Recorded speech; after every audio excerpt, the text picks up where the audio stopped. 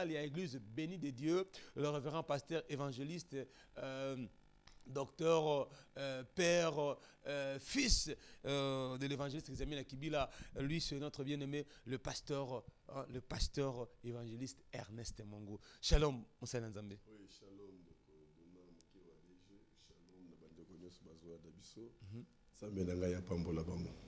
Tuzana kwa babino tonga lelo tuzusolama mukeli ko etali ko associer Nzambe na makambo so tout ba chrétien mêlé ba couple belé ba tu belé bazo réussir parce que on a kanisa malamu mais associer Jésus.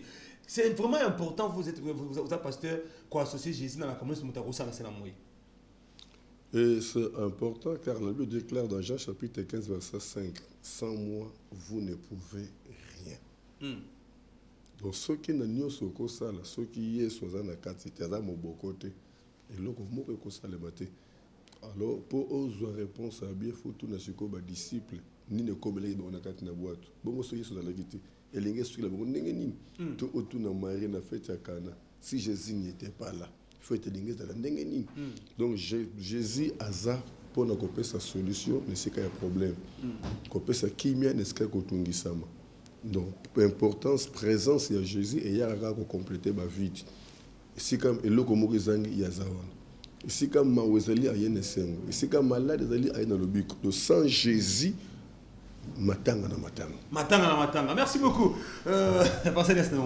Parcours, on a bino, il y a Moussa Nzambe. Beaucoup de fêté 10 ans, il y a Moussa Nzambe. Est-ce qu'avez-vous associé Jésus-Christ? Vous sentez que Jésus a un millier, pas autant Moussa Bino, Moussa Nzambe. Mais là, ça ne sera pas une question. Parce que Nyo Sotozo Sala, c'est lui.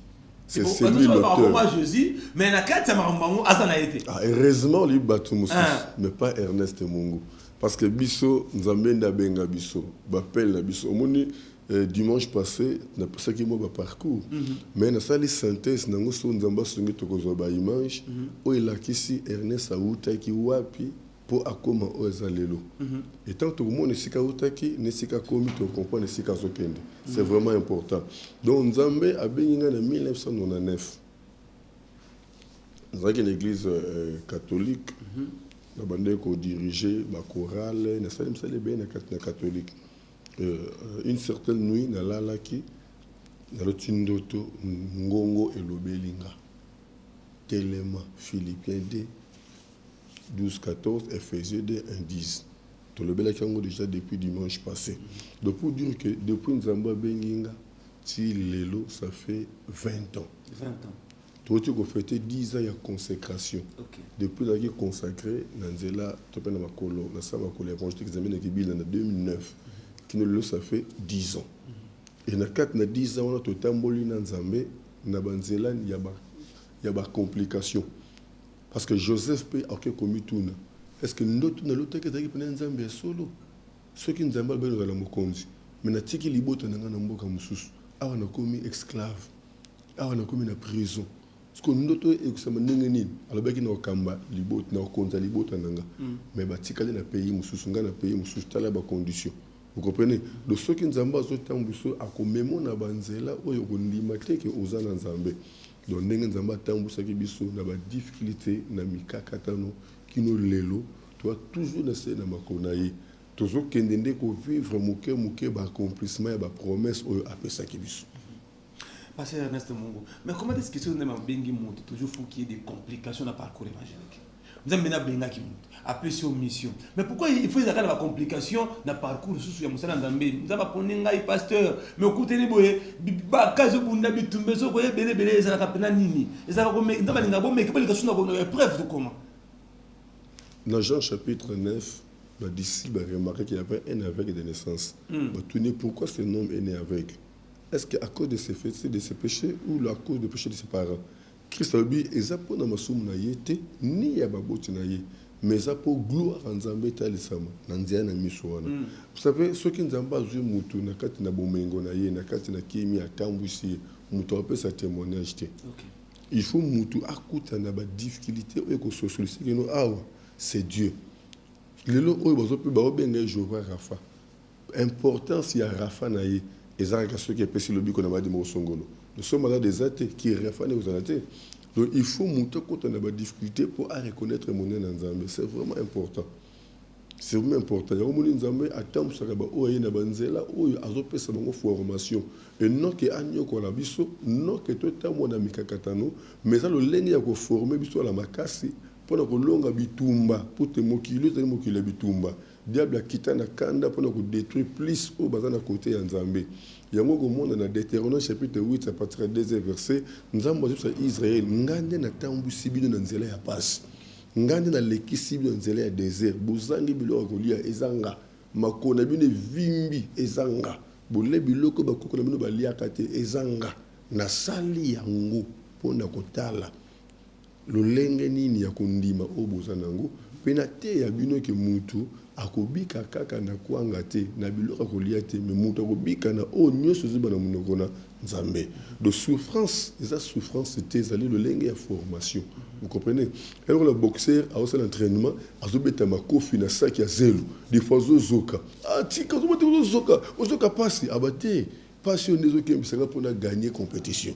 Vous comprenez? Donc Nzela Nzambe Nzela la souffrance comme telle te. Souffrance c'est pour l'intérêt na biso, souffrance c'est pour l'avantage na biso. Pour ni te ba souffrance on a to résister devant Satan. Vous comprenez? Il faut aller question de Banzela Mokoboy. Il faut que les Sengo Mokoboy, tant que papa n'a pas qui s'est mis à rébiller les autres témoins de parcours. Et ça, l'angle lengi. Pour le monde, on dirait que c'est un maconaï. Pour le lengen Zamba Zoa qui est. Nous sommes comme Baba Nesikaboy, il y a carrosserie. Si on a besoin de Tali, nous sommes comme Baba Mabaye, nous sommes comme Mokoboy, nous sommes même Boy. Si on a Tali, nous sommes zété Boy. Donc, et ça, l'angle lengi, nous sommes vraiment na c'est makolo ya papa. Donc, parcours nyos. Tant que comme qui na voiture na yeba so bien ngo maman Coco. Na voiture ba on ne sait jamais. Donc donc ça le ranga vraiment très très bien ya mona linga papa on a makasi mingi vraiment pour tant zo mona yé témoignage na yé et ça la force nanga. Merci. Donc on continue la pasteur Ernest Mongo parce que bato mingi lo pasteur habite ils parcours on aussi pas ses alliés ils appellent quoi formation. Mais le majorité par exemple de Dieu a comme pasteur il fait son jeep à comme pasteur face au lopango à comme pasteur balingi pas cité est-ce que il y a un mot qui va passer dans loge donc maintenant dans l'image tout le monde est le pasteur Ernest Mongo outil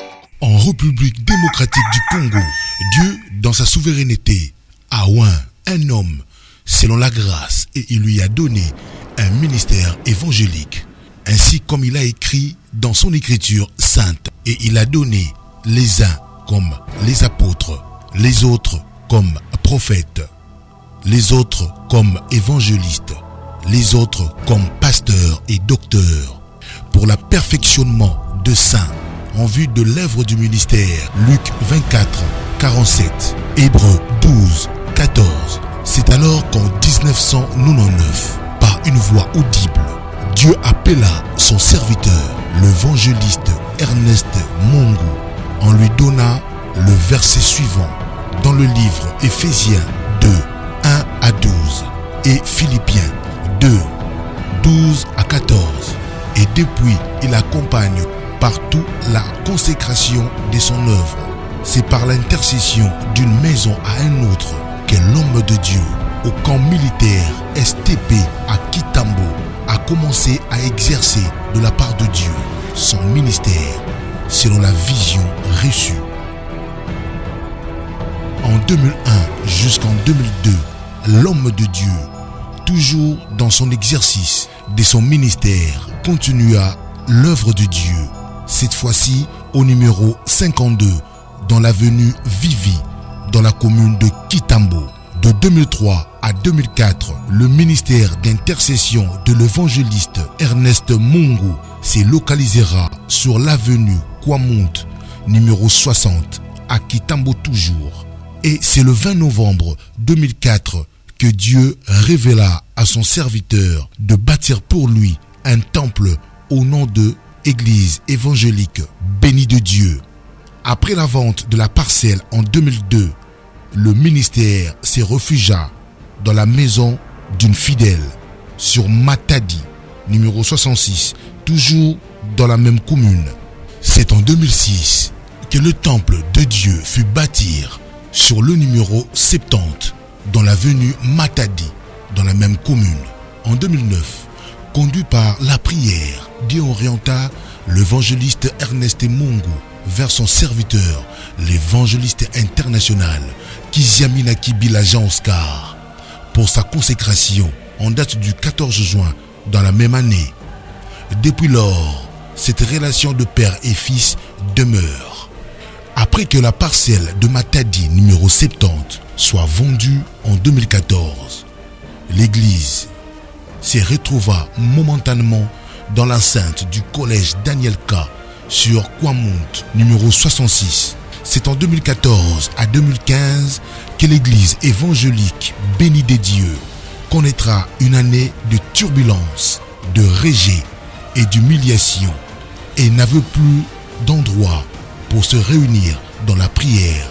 Cela dure plus de 9 mois. Pendant ce dur moment d'humiliation, l'évangéliste Ernest Mungu demeure ferme sans être branlé dans son engagement à l'œuvre de Dieu. Et Dieu, dans son amour intime, permet que son évangéliste puisse avoir un endroit. C'est comme locataire dans l'avenue Kimvula, numéro 3, toujours dans la commune de Kitambo, et qui est jusqu'aujourd'hui son adresse. Cependant, de 2009 à 2019, 10 ans jour pour jour, que l'église évangélique Bénie de Dieu suit son bonhomme de chemin, conduit de main de maître par son visionnaire et représentant légal, l'évangéliste Ernest Mungu. Qui est l'évangéliste Ernest Mungu? Fils de papa Ernest Mungu et de Justine Ikuma, l'évangéliste Ernest Mungu a un parcours diplômé A2 en théologie, Institut théologique missionnaire Gamaël, ITMG, diplômé à l'Institut théologique Le Feu Devorant, option pneumatologie, brevet de l'Institut théologique Parole de foi, certifié du Centre évangélique Vie abondante, professeur à l'Institut théologique Fils d'Issachar, ITFI, option sciences bibliques. L'évangéliste Ernest Mungu est l'auteur des ouvrages ci-dessous. Comment prier d'une façon biblique pour obtenir des résultats, 2003. La croissance chrétienne, 2006. La vraie repentance, 2003. Il est aussi détenteur de 4 diplômes de mérite.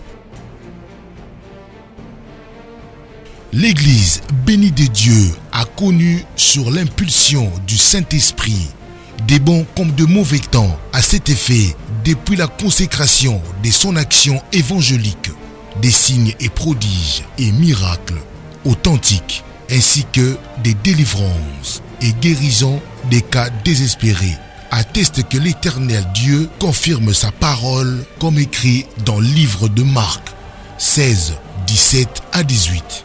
En 10 ans, l'église évangélique Bénie des Dieux s'est répand dans toute la République démocratique du Congo, ainsi qu'à l'extérieur du pays. L'infatigable, l'homme de Dieu, puise son intimité dans la présence de Dieu, de la début de son ministère dans la parole de Dieu, la montagne de prière, les retraites personnelles, et dans des jeûnes et prières intenses, et aussi par l'évangélisation médiatique, la radio, télévision et sa propre chaîne internationale sur YouTube, Bénie de Dieu, TV 100% Jésus-Christ, suivi à travers le monde entier et par des voyages missionnaires, à l'intérieur comme à l'extérieur du pays. Les malades et les opprimés au cours de partout entre guéris et des délivrances, et par la même occasion, des solutions retrouvées, la parole prêchée, la repentance. Alors la réconciliation de Dieu avec son peuple font son chemin de bataille, ce qui fait la force de son ministère. Un parcours d'un héros, un parcours d'un serviteur de Dieu. Bon, mon image, Et si quand l'homme de Dieu bandaki musala, yo bandaki wapi? Pasteur Ernest Mungu. Na ba tribulation sur ni les bandaki ko rassurer que au comment au communelo. T'as besoin de réponse. Pendant que tout le monde dit elongi wana les deux qui réalisation au sommet elongi wana tout le monde wana vraiment ya pasteur Ernest Mungu. Mais ce que maman Esther Mungu ko linga mbala bongo. Niveau et Claudie et longo de moni on est passé ce moment parce que maman est ce moment n'est pas na kolinga moi pas la bongo bala gom côté ya Nazando côté ya Luzizila parcours wana et le beleko nindelo bon na pesa kanzambe merci na pas mo la vraiment nzambe de temps na zomo na ba parcours na pas mo neti awa dans les séminaires mo besale magana 5h du matin 2003 séminaire na 5h en 2004 na 5h nous avons surpris comment on a battu plein de lupangu tina balabala mais na 5h donc nzambe abengi ngai na grâce moko na yebité pour ngai na bandaki na église moko te ke na bandi na kodime tout ça donc nzambe zwinga ka mbala moko akoti singa na formation na ye na sala 6 mois na kat na ndako moko na makalibanda te na 4 na 6 mois na banoko bonde la 0h 3h 5h 9h 12h 15h chaque jour pendant 6 mois nesika nzambe abande ko lobela ngai nesika nzambe abande ko sonanga yango soko tali biographie au moins na bandi église na 2006 mais na koma livre na 2003 na koma livre na 2003 donc pour dire na komi livre ya prière avant que na bande église nzambe benga ina ministère plus intercession na bondeli na ba hôpitaux na ba quartier na va na za mona soda na bandi ministère na kataka STP alors batunion sur ka STP au bazalaka na époque na nga mo oya ko lobeka yebi ngate azalokuta pour na bondeli na banda ku nion sur ka STP nzamba sali ba délivrance moko extraordinaire na tika sango moko na ba mama ya veuve ba yeko ba sale 4 jours balala ka libanda qu'on déclarer mbongo na bango alors moko na teyaka bango na sali ba déclaration na yebisi bango lelo moko la suka bolela libanda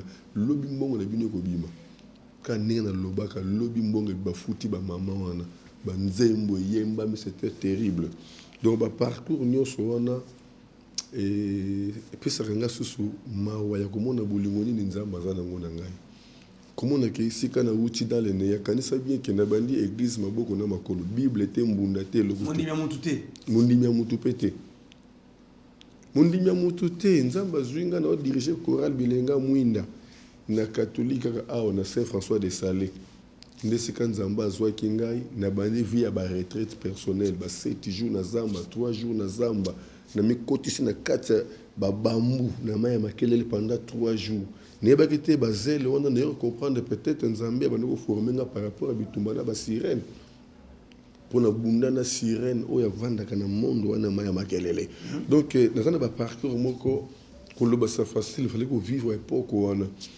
na kumaka ndozo mona ba photo kala wana so moni première photo wana donc nzoto moko muke na lia kana ngate do vi na ngai na zone dimate que zala ki lolenge na nga c'est comme si zanenge ya nzambe ye moko pona bo moto bona ko kate na kota retraite il y a 30 jours na liate na melakati ya pamba na butu pendant 1 mois donc autant que le premier jour deuxième jour 30 jours na liakate na melakati ya pamba protocole na ngande azoya kotikela ngai tina pourquoi na meli mukena lali 0 et na bande prière journée mobimba 5h non bato bala mukite ne charger na nga sécurité akete la nga mai mo quelque part na sukoli rapide na zongi na kati ya strade na bandi wana bato bazoya prière ba kutinga ba kei ba tikinga na bimakate na talaka na kati ya strade yo retraite que non à quelle retraite na zamba moko boye po bata makana ye oh à côté ce que combien de jours à retraite mais amelakane ce que ni te na côté retraite na kati na église et bi que non papa za na kati wana de pour dire que bagina facilité à kokengela papa na pourquoi protocole yi asalika moti na ye na mele sila ke na lali 0h na bandi ba prier 5h chargé sécurité ye a bon se place na sukoli na zongi na kati pendant 1 mois na konda li sécurité maman nga taloba mais yo zo komitika bo kufa ka bo yo ka to simba nzambe na maboko mais zakina Dans un apôtre moko bonangi apôtre Paul, je ne sais pas soit kenda web. A tomboka na zamba luzizila. Na sala 7 jours à sec. Na lali na zoye ba susu donc sensation ça le susute. Mbebo nyoso ba pour solongo na ko suko lobati na kufa. Apôtre Paul ba yiko yibsayeno pasteur moi ça kuna kufa boya ba yiko tala ba kuna kata zamba ne toko na lali ka na Bible. Na zo prier tala makamba Bible za solo. Bible biki ana azo bonde la mungongo ezo kanate kaka mbebo zo ningana na monango. Na 7 jours à sec na ko suko lobate pe me katani. Ba que c'est la ngati ya moto ba yoko pesa ba obligé na melati na boya. Apôtre na sili ki asengi ba frère ba boka langa mai. Ba zubido mai ba ye ba zubo ke langa mai ba sopela nga mai. Donc dans mo ndenge mai zo songa na nzoto me fait ya mai na zo yoka ngote. Metant au 7e jour ekokaki force moko l'attaque nga na nzoto na comprendre ki ngote. Et c'est par là que j'ai compris que na kati na ba prière, na kati na ba jeûne, ba le consomme sur le diable, zo ko exciter yo lia ta la ba bolembo za diable. Nous avons comment livre ya prière avant qu'il y ait une église. Parce qu'on a bien plus d'intercession, qu'on les la pona ba vie abatu, qu'on bonde la pona ba vie abatu. Donc il y a une préoccupation des écandengona. Ce que tangi siko biographie nanga ba image ezali bisikali na leka ndoko mona pour commander moka témoigner abande ko vanda ka ba carton. Le lo commande ba jeep atonganda ko en étage. Tango kotaka retraite série wana na bande ko somba la batu ti. De son côté retraite pour délivrance na yo ngamono selo ti ya miliki lipa na te mateka tout ça. Après un partenaire déjà. De un partenaire te série nzamba benga ngati lo na partenaire te. Ti lelo je n'ai pas de partenaire. Série wana na kata nzamba benga kanga na photographe. Na okanga photo so ba mbongo na wana zekiso mutu akoti na retraite. Na so ba sinakata ka militaire. Oyo tike nzala bo journée mo bi bo ça délivrance bo le relésate. Alors na comme ko sela batu bati mutu akoti retraite. Tiazo bimabo déjà tia mili que lipa bien préparé. De pour dire que na servi nzambe na pensé même ya mbongo te. Oh lelo batu bakolo ba non to koma le lingi mbongo alingi mbongo tout ça batu bakolo ba mais ba yibi parcours ya Ernest Mungute. Nous avons formé équipe d'intercession. Nous avons gêné chaque vendredi. Nous avons 0h, 17h. Il faut que nous sommes tout ça. Donc là, c'était comme ça qu'on formait la prière. L'église est belle, mais nous avons soutenu l'intercession. Pasteur a la convention. Nous avons l'intercession pour soutenir la convention. Des fois, pasteur a l'anda kunaye, ngana zu quelques équipes na to kei na église à pasteur wana to ke kusala mabondeli pour te croiser donner reçu. To vu na vie intercession. Na ke croiser de mo na kuti un réseau koka batandi biloko te loko mo na bengi ba na boya. To vini ko tanda ba kiti tout ça. Donc dans le baka musala nzambe ça végétarien mais ça charge. Ça na problème sérieux na charge à munene partout na ko kende funa te le bananzam.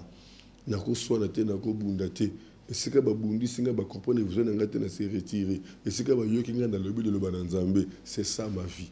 Est-ce que pasteur na se mongo oko se rappeler encore mon dimeli bosso o peut-être ngote ya ka sangmala mo ya ka pénéglise mbamo na parcours évangélique non mon dimeli bosso to mo bani na bani pena bani ministère mo ben dédié mon dimeli bosso ko yebe suna mutu. Donc na yebi ka avant na bande église na quatre na ba intercession mutali bosso on a gagné to komo sambela ngana ye frère Blanchard Ditondo azala le serviteur d'Afrique du Sud yami ba les akileki na ye frère Jérémy Patou aza serviteur d'Angola yami Satu ezalaki sœur Gisèle Moussodi aza prophétesse na Kinkole et cinquième aza en vie dans l'église na Kinkole aza prophétesse et puis quatrième personne sœur moko Mado yende zali porté disparu jusqu'à aujourd'hui na yebita kenda wapi ali moni kaka boy.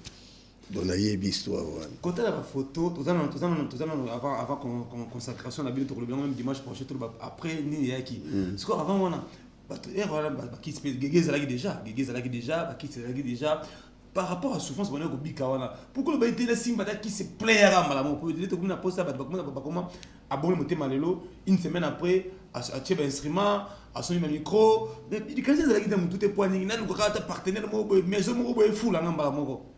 so moto abandi église abandi mbala moko na kisi seke nzambe abengi ete même bapasteur bele basingi bakisi nzambe abenga bango olobi abandeli koloba boye soki moto abandi église mbala moko na kisi seke nzambe abengi ete po ata bapasteur bosala bakisi bafetiche nzambe abenga bango musioko glodi mundi passer restement banda basusu donc bato basala bakisi na abenga bango basimi kisi ponani Marie solo moko vous savez moto ka supporter gloire te OK lelo papa langa kizami na kibila ba ko solliciter tango c'est la croisade azotoka pour kangisa $400,000 ba bimela qui est ba oui tous après on peut se 3 millions de dollars même 5 millions de dollars mais en compensation au pesabiso offrande au ezali bandimi atali sika uti na nzambe na sika komi mutako sala aventure pana yazate vous comprenez et le moment le baké mutuye abina kondima na 5 millions de dollars na bimi accident na kofi parce que mbongo na osela ngoni et mulimo na ngamuna na teki yango vous comprenez donc il y a plusieurs pasteurs abandé ko servir nzambe ne très bien onction succès payé si kotanga bimi na volonté nzambe onction ko mokita bato ko mokita parce que akolinga te a perdre gloire wana alors pour à maintenir gloire wana ne ekoche na kati na bakisi abosani ke gloire ko te panzambe abosani ko te panzambe azonga sena makona nzambe alors pour récupérer gloire ya bungisaki ya kesi ko na kati na bakisi ka pour maintenir gloire na bato msusu mute ya mabe osala perota osala sima ya mutu azoko ne liboso ole oseni mutu wana po yepa mema yobo kende te olingi yope koma lokola ye alors pour comme lokola ye faut le ça lokola ye omoni kizami na kibila ne bandeli abandoko benanga litoyi sala mutema munene ce qu'on comprendre était à changer et comme musala nzambe za course te musanza mbeza course azo comprendre que au trébicher non azotala parcours azotala ndenge makambo zo kendele azolinga te na kota na vana alors faut yo boye bateke na avant na sa eloko mo songolo la kendaka papa tana moni boye et puis ba apekisanga ba makambo ebele et puis et ça pekisanga même na bato musuki no muto na moni ata mukolo moko te au PC cher PC ko lia PC ko lata mais cher ko PC te pour dire que même na musika lisu na yekendaka abike na mwana moko na komina kintambo donc tout ça bato yo tout ça na mokili o dia bazo landela biso azoluka banziani o esengeli à côté là donc on a biso que ba pasteur be to ko finga lelo magie tout ça mingi ba bandaki na nzambe peut-être kaka nengo lobi akoki ko supporter persécution te ne ememi na banzela wana mususu pe akoki ko perdre gloire te aluki na banzela mususu et mingi pe zali influence ya baninga. Nous avons des pasteurs qui ont changé de ministère. Azaki apôtre, là comme prophète. Azaki pasteur comme prophète. Pourquoi? Parce que dans le vent évangélique, c'est comme si le ministère prophétique n'est pas top. Le bateau est comme forcé à prophétiser. Tout le monde a dit que dans le repos, tu vas dans sans été moko. Pasteur, moi je vais te la bannière de solo. Ah, toi na père moi beaucoup de quartier. En tout cas, aussi ne leur gravité. Mais on peut se faire les titres. Otiena se le lemo so monika mutu mbala moko bani ko yeba makambo ya vie na ye pour bani ko sakola net et ba mususu pe ba osande ni un esprit de domination tanga zuyo kana mouvement nyonso ko sakola pona yo na lokuta na ya solo yo zo ndimara oza dominer na moni boye c'est ngote ha le bien solo a dominer yo ondimi kaka. Et lelo ce qui est plus grave n'est pas maquioniste ce qu'on n'est pas côté. Le vrai terme. On appelle ça qui témoignage de Ser Moko maquioniste na yamba qui église et a dévoilé qui ba secret il y a ba plan ebele et atangelinga même na ba pasteur bisika o ya leki ko sala musala wana ki makiono. Azuma $70, moi $30, moi $100 ba fabriquer ba prophétie, ba fabriquer ba témoignage. Yango lelo église exacte que kola kisaka bato ba témoignage ba miracle ba délivrance pour na influencer bato et c'est le côté a plus parole c'est pas la mutaya pour yo qui le toucher que mutaya pour moni bato baso ba kana belé pour ceux que c'est nzambe za na mukolo musu bato ba kana belé te alors mutwana ko ndimane ko vanda wapi Car la Bible déclare dans Romains 10, la foi vient de ce qu'on entend, et ce qu'on entend vient de la parole de Dieu. Nous devons montrer aux gens la parole et non la prophétie et les miracles. Parce que prophétie et miracle, les miracles qui accompagneront ceux qui auront crié à mon nom. Il faut d'abord croire à la parole, accepter Jésus-Christ dans sa vie comme Seigneur et son Sauveur, et le miracle sera possible, la délivrance sera possible. Parce que si nous présentons que le miracle aux gens, les gens viendront et ils verront les miracles. Mais miracle vont vendre. Parce que Christ a enseigné dans Luc 11:24, ce qui est esprit de Bible dans d'autres mutu akendaka musikate abimagana kanda po ebike ndakuno e komaka demer na ye. Parce qu'il y a un problème très sérieux. Paul déclare dans 1 Corinthiens 6:19, ne savez-vous pas que votre corps est le temple du Saint-Esprit? Mais aujourd'hui, nos corps sont devenus le temple du diable, dédoublement d'esprit, mari de nuit, femme de nuit, esprit boy. Et tant que bengani esprit wana, ayebi ki ndaku wana ki ndaku na ye. Par tous les moyens, il y a une force supérieure, fois 7 autres des mots plus méchants. Et tant que la Bible déclare que la situation s'empire par rapport au avant. Et c'est ce que nous vivons, c'est ce que nous remarquons aujourd'hui. L'église s'est multipliée, mais vie a changé. Mbok a changé. Parce que Kosambe là, il y a une église. Kosambe là, il y a une vous comprenez? Il y a la fois dernière la différence entre la repentance et la conversion. Et là, il y a une église repentance n'est au Salema, mais conversion au Salema. Or, la repentance n'est pas suffisante pour qu'un péché soit pardonné. Pour qu'un péché soit pardonné, il faut qu'il y ait la conversion. Et l'église a enlevé la conversion. Il a laissé mal la repentance. Et quand vous allez donner un signe de la repentance, les gens sont tombés en pleurant. Molili polele sili na mitiki epai na yo kolo voilà zamela kozawa yemoko agago yemba sibotuba leli mesima na kolela akende wa ti azolela wana azana mobali ya batu abuya yete asisi kolela sisi allo na kuto wapi mais wapi siko repentance et ceux qui wana conversion exacte virgule. Je crois que c'est comme la souka, c'est maintenant qu'il y a un peu à l'état. Mais avant de on a passé l'instant mon groupe. Bateau ba yambi sa mona mulelo. Bateau ko la pesi ba mission ba na ministère lelo pour le dimanche. Donc nous pasteur ba nikra semaine. Donc si ba nikra lelo akokuta na parcours à souffrance à bouillir. Ala ti pantalon chemise à tisser à filer mon jean. Ala ti chemise à poutre filer mon jean. Alors je sentir nene. Tu n'as pas photo on attend nene parce que ça va ça vraiment. Pour le comme grave na ba église boye. Révérend l'homme de Dieu qui a mis la kibila papa. Ne faut pas parler de croisade. Alors, tout ça, on a limité. Alors, il passe l'homme de Dieu. Ah, il a mis le ministère de la puissance dans la campagne. Ah, ça va photo. On est plein. On a banni plein. Le général Sonic a foutu. Papa, ils ont ramené. Nous avons été dans la campagne. Ah, la bandit, nous avons la poste. Ah, on a bien ça, c'est le bon ministère, pasteur. Oh, photo, il y a premier kilt, il y a pas quoi. Oh, cravate, hein? Pour la bannière, on va quitter pas quoi. Premier kilt. T'as un homme à boyer ça. Cher Alibaya. Cher Alibaya, Penza. Bateau, t'as la ceinture à moi. T'as la niveau à la ceinture. Gloire à Dieu. Conseil de repérer ça, c'est les loyaux. T'as une photo, bah, on a sur la télévision, la RTP.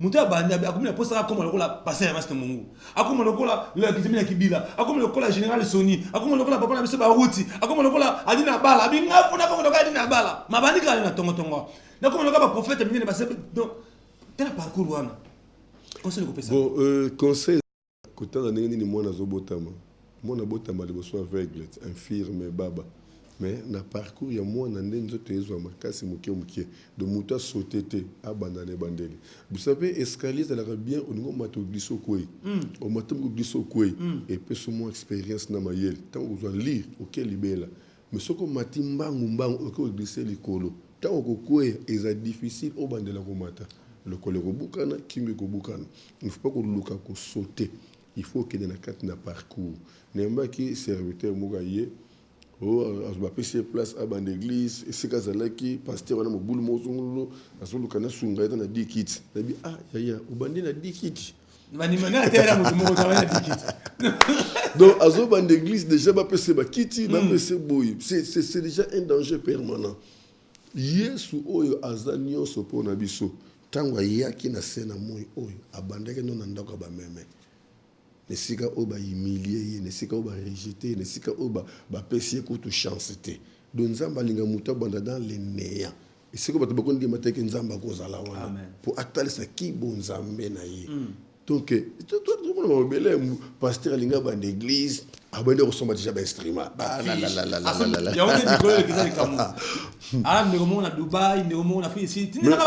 je vais encore te dire une chose l'église il y a de grandes églises autour du monde lelo surtout contrôlées eza moke au pasteur abandaki na sanzete lokola kizambi na kibila eza mingi te baeglise ebele ozomona batalaka 3 aotaka na église boye akumbaka bato boye ebele ozomona lelo oyo ebetombwami eza moke oyo babandaka na sanzete ye moko eza mingi te histoire ebombi makambo ebele.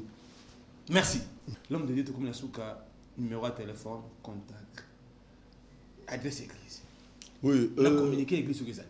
Adresse église tozomi na commune Kintambo na arena na biso maison Mbungu anala vers Vélodrome topé arrêt Vélodrome anala vers maison Mbungu na veni Kimfula numéro 3 programme na biso officiel to samela ka ba jours impairs lundi de 17h à 19h30 la intercession au bato nyos ba ko bondela ko pesa mikuma na bango panzambe pe mukolo ona bondela ka pona bato mercredi pe vendredi à partir de 17h la ka ba jour na biso ya enseignement et dimanche le col à Lelo de 9h à 12h dans la kilt na biso ya action de grâce nayambaka officiellement chaque mardi jeudi et dimanche à partir il y a 12h. Bien aimé, tous un programme spécial ezobanda lobby lundi. C'est le programme il y a déclaration. Thème nango ezali la puissance de la parole de Dieu dans la prière. La puissance de la parole de Dieu dans la prière. Yangonde thème na biso. Tous avons lundi ti vendredi à partir à 16h30. Oyo kinga bien aimé rejoindre biso na programme oyo. On se retrouver na yango. Bandeko balingi bazwanga na télévision chaque dimanche na 6h lokola lelo chaque jour à partir il y a 5h juste toza on a réveil maintenant na biso na télévision za na kaye na yo za na biki na yo bible na yo chaque jour na 5h fungola RTP toza on enseignement sur la croissance chrétienne okozwanga na plus 243 89 75 to 75 15 851 plus 243 89 75 15 851 okozwanga 24/24 na WhatsApp na direct monde entier parce que mission okulandama mokili mobimba nzambe na ngai a pambola bino.